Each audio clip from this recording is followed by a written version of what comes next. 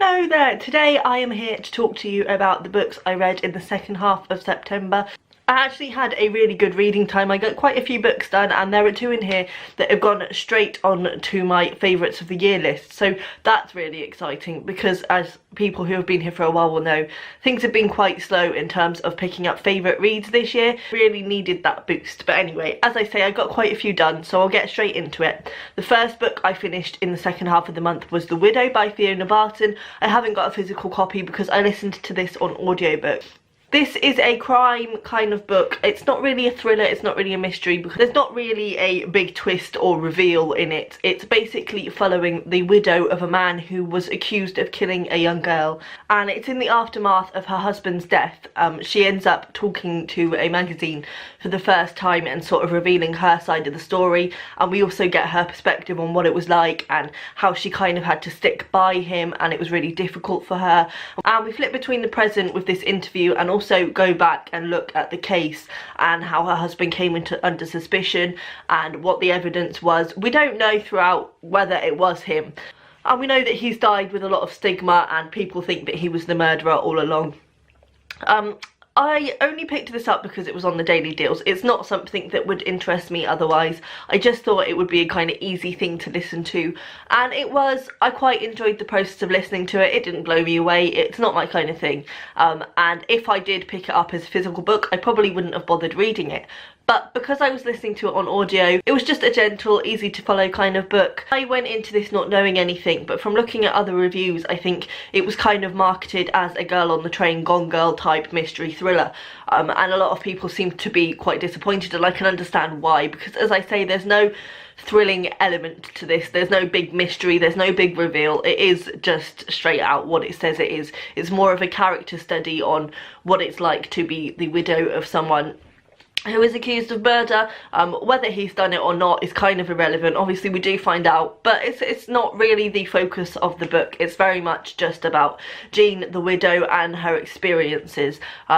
I don't know if I would particularly recommend this, but if you want something that's quite easygoing to listen to on audio, then it's worth a go. Then I picked up one of my 5-star reads of the month, and that was John McGregor's Even the Dogs. Now, people who have been here for a while are probably sick of me talking about John McGregor's If Nobody Speaks of Remarkable Things.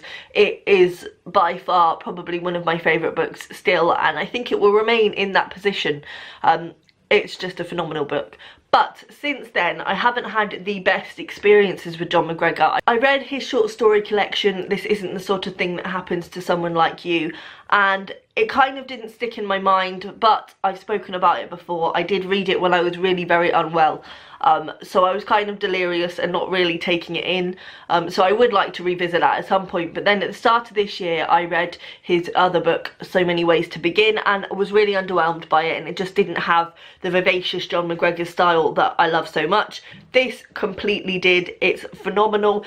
Basically, this starts with a man's body being found in his flat. He's been there for a few days, and we sort of start off by following the police, and we're sort of a fly on the wall in this book. It's quite a difficult narration style to explain. It's fantastic, but it's kind of very unique. The closest thing I could compare it to is the narration style of In the Crimson Petal and the White by Michelle Faber.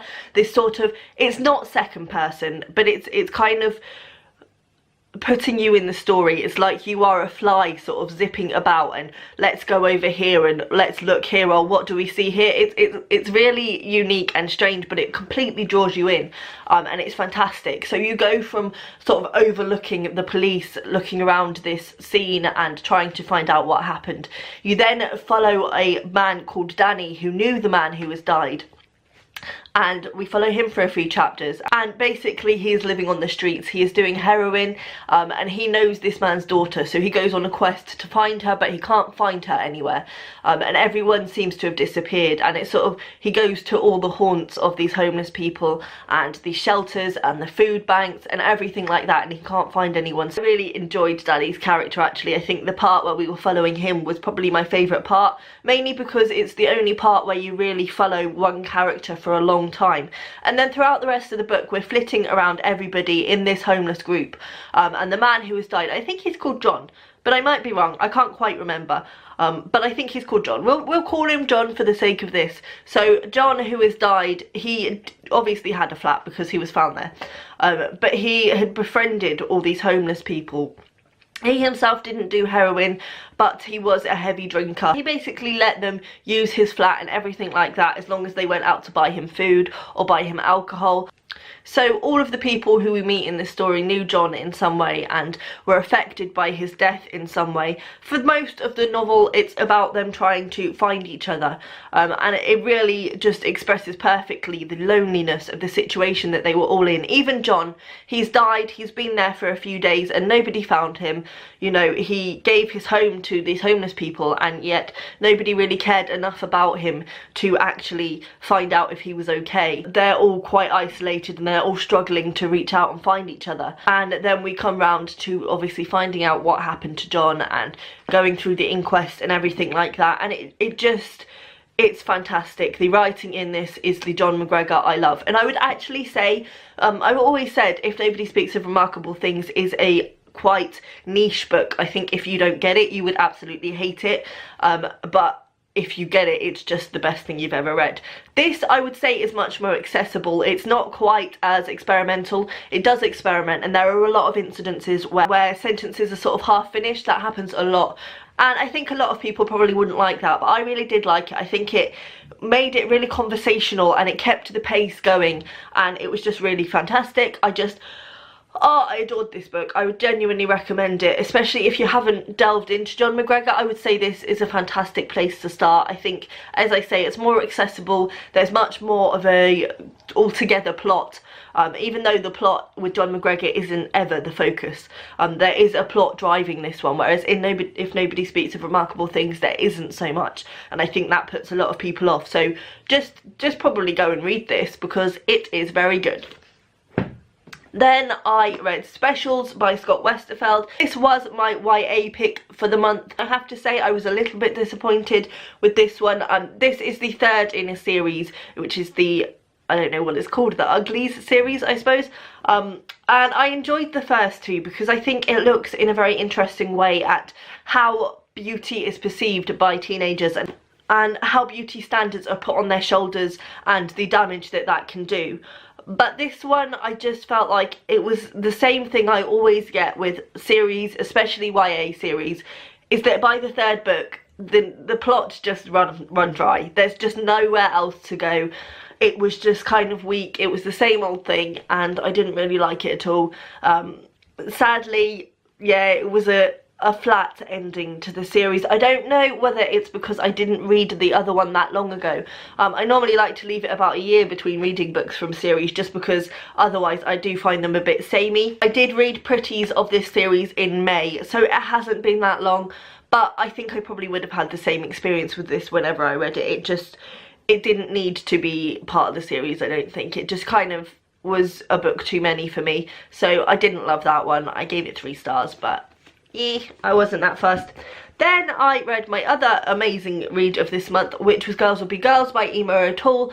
I, for some reason, thought that this was a book of essays about feminism. I think I got it confused with Everyday Feminism by Laura Bates, which I've heard mixed reviews about, and I really thought that that was this book, but it's not that at all. It's kind of a factual memoir-esque type book about Emma O'Toole's experiences with gender and questioning gender. And she was a research and philosophy student, so she very much puts studies and uses her practical knowledge in this book, and it just is so informative and fantastic. It's hilarious and it's really accessible because I think a lot of the time with non-fiction that cites a lot of studies, it can get a bit tedious and you start having to sort of really work to get through it. This was not the case at all with this one, because though she puts the studies in there, which are really fantastic, because it feels like you're actually learning something that you can refer back to, but she also uses her own experiences to back up those studies, and it's just completely accessible. I think it's one of those books that changes your thinking, because I've always believed in equality, and I think that people should be able to express their gender however they want to, whenever they want to. I've never thought about the way that my gender affects me. I think it's one of those issues that you think kind of belongs to other people. It's not something that you think you personally struggle with. I certainly didn't, but reading this book, it just makes you realise how much you conform to because it's part of your gender. And Imarator also sort of takes us back to the past and looks at how different standards were in those days. So actually point out the fact that the behaviour we think is ingrained in us is actually just a product of society. This book genuinely had me laughing. I couldn't put it down. I think Imarator is fantastic, and I just would recommend anybody read this, male or female. I think there is a lesson to learn in here. And then I finished on a bad note, sadly, the worst note of the month, which was First Love by Gwendolyn Riley. This was my library pick for the month, and I picked it up because it was shortlisted for the Bailey's Prize last year, and it's been shortlisted for quite a few awards. But I haven't heard anything but bad things, so I kind of went into it skeptically, and I'm glad I did, and I'm also glad I got it out from the library. It was pretty bad, I'm not gonna lie. This is the strangest book I've read in quite a long time, in the sense that it's not really even a book. I think it could have possibly worked as a short story, but nothing more than that. So basically, we follow in this Neve. She's in her mid-30s, and we learn that she's married to an older man. And it starts out just looking at the cute things they do for each other.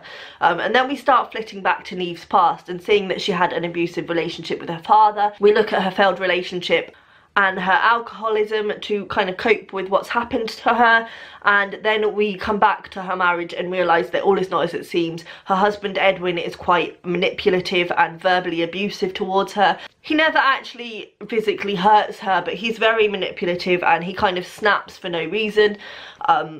And yeah, that's about the gist of the story. So firstly, I don't think that's enough to withhold a book. I think in a story you have to have some sort of progress, and this had none. But also I found that the characters were just completely flat. So for one, you don't even have any concept of what any of them look like, which I realised at the end, you know, you don't get any descriptive factors, you don't know what Neve looks like, you don't know what Edwin looks like. Not to mention that you don't really even learn what Neve's job is. So you know that she's a writer, but that's about all you get from it, and you don't get that until you're about 100 pages in. And Edwin, we have no clue who he actually is. All we get from him is these snaps.